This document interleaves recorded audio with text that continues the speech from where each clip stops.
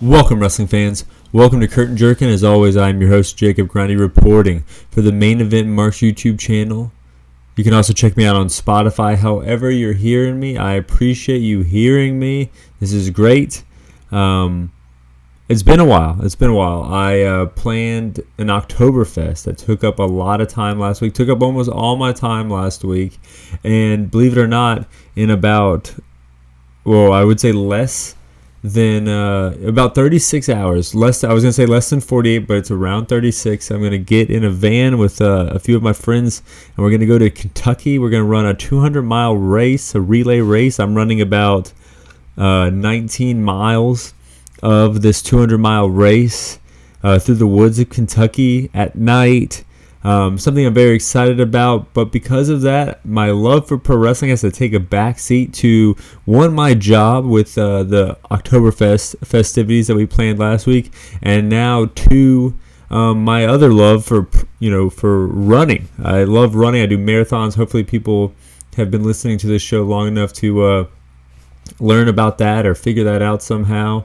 And I think it's kind of cool, but I did miss a big week. We talked about a lot of the releases last episode, but we didn't talk about Matt Riddle. I feel like that was the biggest release. I would, say he was the biggest star the last few years. Maybe Ziggler had a bigger legacy than Matt Riddle, but Matt Riddle was definitely on the body of Monday Night Raw a lot more than Dolph Ziggler has been in the last few years. I mean, I remember I went to Raw 2 years ago in Raleigh, and Big E was the champion, and Matt Riddle and Randy Orton were the biggest stars next to Roman Reigns. And that's when it kind of felt like, man, they're really building these big new stars. And now we really haven't seen Big E in a long, long time, probably may never. And Matt Riddle, similar situation with not seeing him for a while, and now he's completely gone. There was some sort of weird fiasco with him in an airport where he claimed he got molested.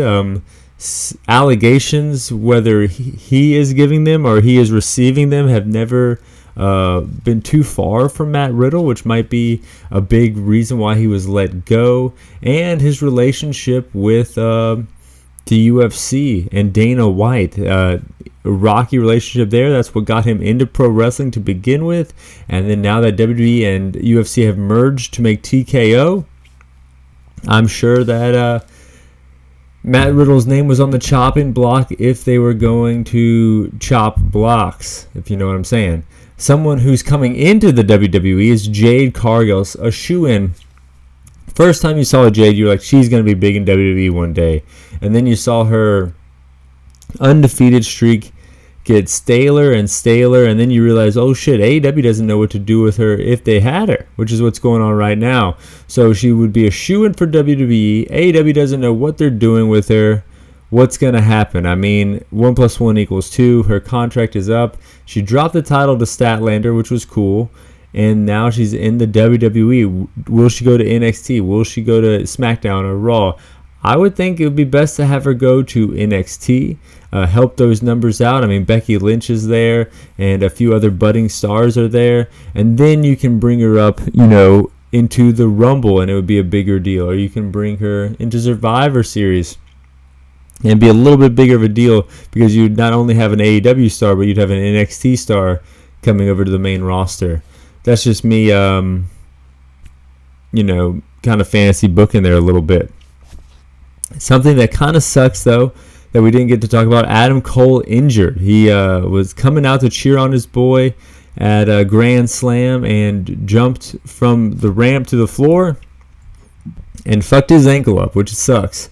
He just got done getting healthy from an injury, and now this thing is happening again. So that's a bummer to find out about, read about, and I hope he gets well soon. I mean, he was definitely in the tag team that was the most over thing in the company.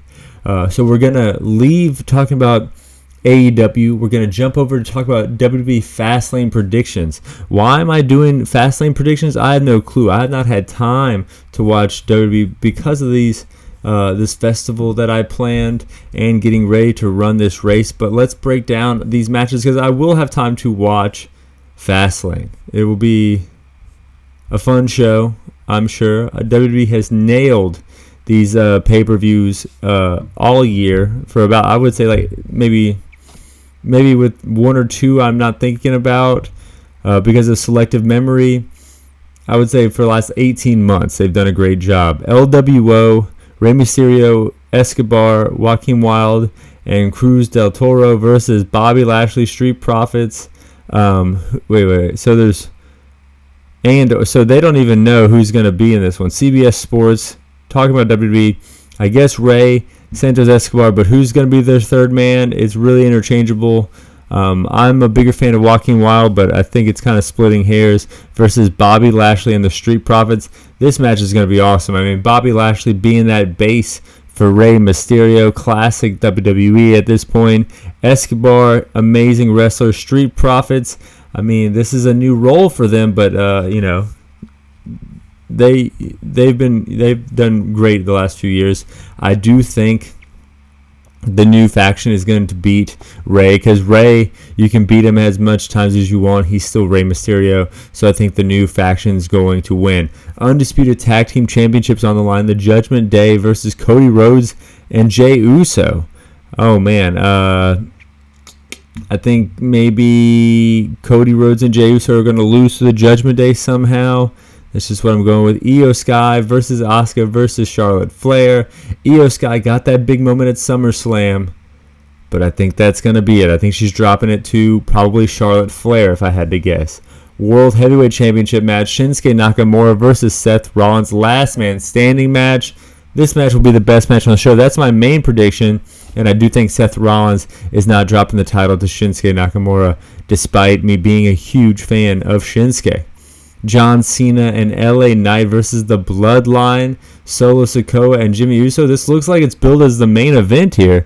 This is definitely a B show, the show before Survivor Series, so a lot of things probably setting up Survivor Series here. So I think that they're going to have the Bloodline look strong. John Cena, LA Knight.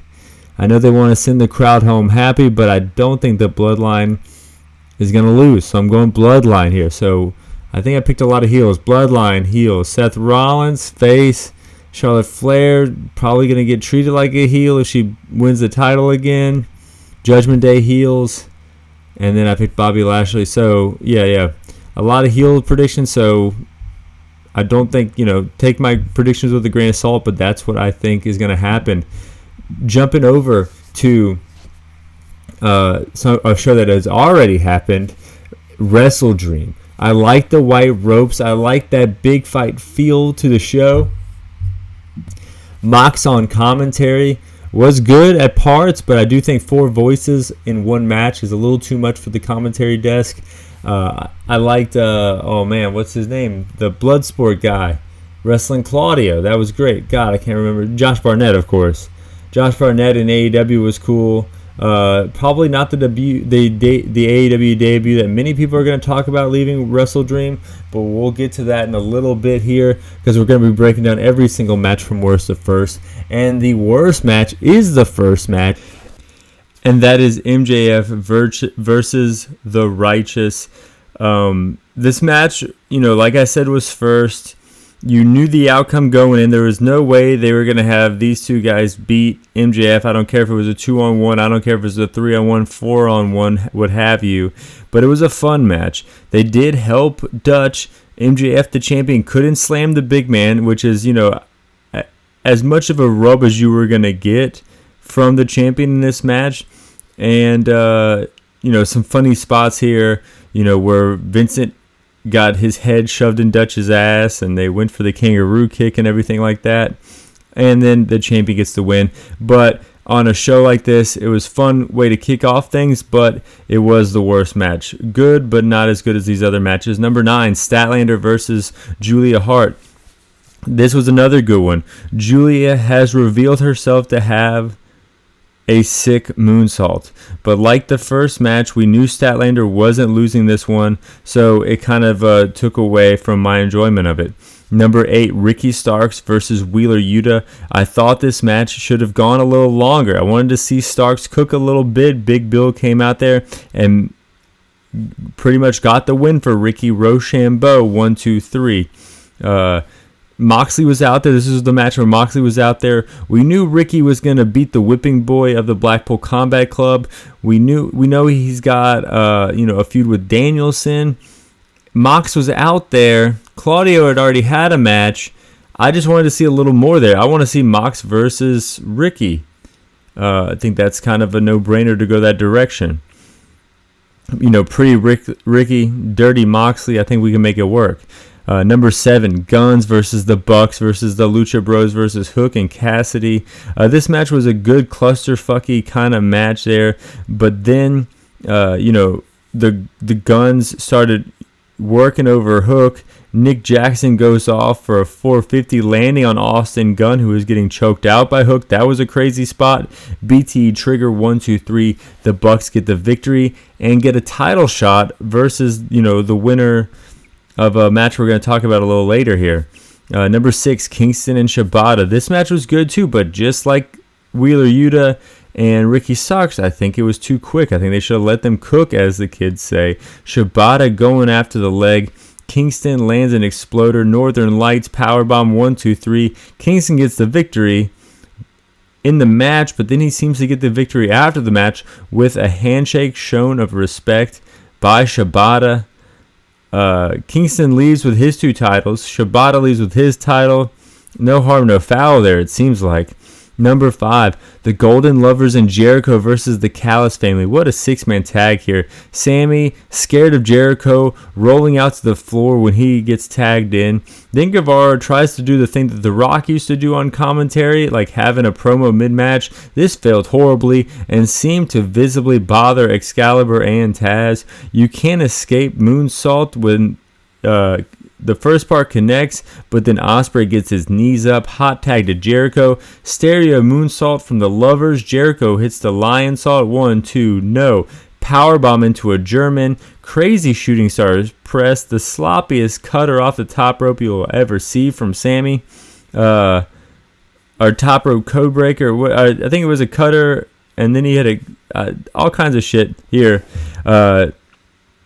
They gave a lot to Sammy here. They're trying to make him, but I feel like the promo and then this sloppy cutter that he hit with Omega was kind of all over the place, and it didn't do him any favors, especially after that one pay-per-view that AEW this year, Forbidden Door, where he seemed to really have fucked up Sting doing a similar move. I don't know.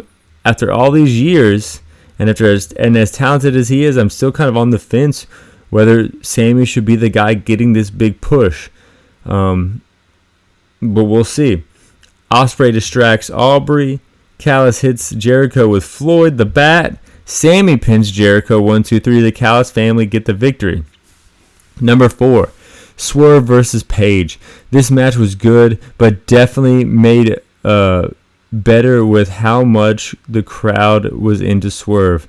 Even the fuck you cowboy chants at one point. Moonsault and a Liger bomb from Hangman. 1, 2, no. Swerve with the double stomp. House call. 1, 2, no. Stomp on the apron. 450 on the arm. 1, 2, no. Buckshot lariat, but he cannot capitalize on it because of the injury done to the arm. 1, 2. Nana puts Swerve's foot on the rope. Referee is yelling at Nana, almost kicking him to the back, but Nana distracts him with an argument so that Swerve can hit Hangman with the crown that is usually on Nana's head. This should have been the finish right there. 1, 2, Hangman kicks out. House call, JML driver. 1, 2, 3. Swerve gets the victory. Great match. Number 4, I would say that most shows that would have been the best match. This was a really good card here. Number 3, just making the podium, was the main event and probably the story of the show. Christian Cage versus Darby Allin, the main event of the show. Just like I said, cool to see Darby in the main event. Second one of the year for him, and someone, comparing him to another pillar. Let's look at the pillars on the show. Well, you got Jungle Boy. His pillar's gone. He fought CM Punk. Who the fuck knows what's going to happen with him? You have MJF, the world champion. Of course, a solidified pillar. So then, looking at Sammy, who Jericho is trying to help here, who Callis is trying to help here, not really, live up to that, and even maybe going beyond all that stuff, trying to kind of show off a little too much with that stupid little promo thing he did. And compare that to Darby Allin here, who came out, I know it was his hometown, looking like a huge star, giving his skateboard to the kid, tons of kids with their face paints and everything like that. Cool to see in the main event. Second one of the year for him. First main event for Christian in AEW. Darby, like Swerve, I said, felt like a hometown star. Lots of Darby kids in attendance, like I already said. I'm just reading my notes, but I'm speaking over my notes before I even get there. Darby gets the first pin by blinding a man with his own turtleneck. Hilarious way to steal the victory. But then the second pinfall comes by Christian Cage just slamming Darby over and over again from the apron into these steel steps that were on the floor. These look nasty as hell. Darby can't get in the ring by the count of 10. Christian gets the victory there. And as they're checking on Darby, Christian is just ripping up the safety padding from the ring, and then they get Darby on the stretcher. He hits a frog splash to Darby on the stretcher, gets him in the ring. They go back and forth here. Nick Wayne comes out to check on Darby, but then clocks Darby with the TNT Championship, revealing that he's like Christian Cage henchman. He's no better than Luchasaurus here. And that's pretty much how Christian Cage gets the victory here. 1, 2, 3. Sting is seen enough. The Icon comes out there. Luchasaurus follows him. The numbers game is too much for the Stinger. Then the lights go out. You see a leather jacket getting into a muscle car. You can tell by the back that it's fucking Edge. He comes out complete with the Alter Bridge theme song. On this day I see clearly. How do you see clearly with all that fog machine? Out that smoke and mirrors coming out, man. So sick. Whose side is he on, though? Of course, Christian, former tag team partner, legends, creating TLC matches and everything like that. Whose side is Edge on? He's on the fucking good guy's side. Lays everyone out, cleans house, shakes Darby's hands, shakes Sting's hand. Cool way to jump ship, cool way to end the show. But it was only the third best match on the show. Zack Sabre Jr. versus Bryan Danielson. This match was a dream match. I would say it's one of the only dream matches on the show. So you had to say that this match was the namesake of the pay-per-view, I would say. I know that has all these ties to Inoki, but you see WrestleDream, where are the dream matches? This is the one. Zack going after the leg, surfboard, Danielson counters. Danielson's arm is hurting. I guess Danielson went after the leg. Zack went after the arm. Butterfly suplex lands some... butterfly suplex. Danielson landing some yes kicks. Counter for counter. Crowd on their feet. Danielson going after the leg. Zack tying him up, but could not escape. The Psycho knee. Boom. 1, 2, 3. Was it a dream match? Yes. Was it match of the year? No. Was it match of the month? No. Was it match of the show? Also, no, because I would have to give the match of the show to FTR versus Aussie Open, the two best damn tag teams in the world right now. Best match on the show I would say probably by far here. Both teams working snug. Cash getting thrown up by Davis and caught into a powerbomb by Fletcher, bringing Broad down. That move was awesome. Hot tag to Dax. Misses the diving headbutt. Doomsday kick from Aussie Open. Power and glory spot here by FTR. I think this is where Davis broke his wrist. Davis broke his wrist in this match, and the announcers were kind of pointing it out, and I think it happened right there, this spot. 1, 2, Fletcher breaks up the pin here. Sloppiest shatter machine ever, but one of the guys has a broken wrist, so he's probably kind of coming to the realization that shit's fucked. Coriolis 1, 2, Dax breaks it up. Pile driver on the apron to Davis. Crazy that he took this spot with his wrist broken. Top rope shatter machine. 1, 2, 3. FTR gets the victory, and now we're gonna have FTR versus the Bucks. The Bucks are the 6-man Ring of Honor tag champions for whatever the fuck reason, and now they're going after the AEW tag titles going up against the Young Bucks, a rematch from All In.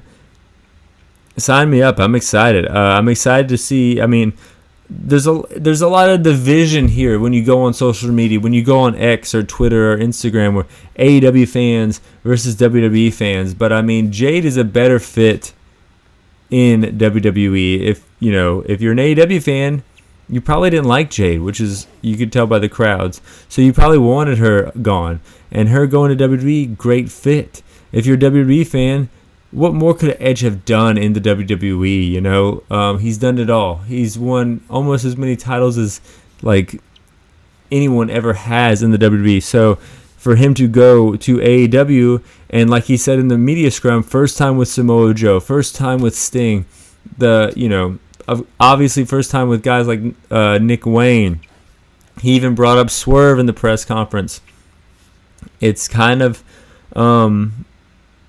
like, I feel like even as a hardcore WWE fan, you should be able to look at the matches that he can give you in AEW versus the match that he could give you in WWE, and you could say, well, yes, Edge should have, had that long career in WWE to get to this point, but now it's time for him to switch to AEW and do something new, start something fun, start something new again. I'm excited for pro wrestling. I need to get on my New Japan. I need to get on my Noah, but all I really had time for in weeks is to watch WrestleDream. I wanted to watch No Mercy. I couldn't get around to it. I wanted to watch Raw. Couldn't get around to it. But hopefully, my opinions are still very fun to listen to, and I really appreciate you guys listening to me. Fly high. I'm out.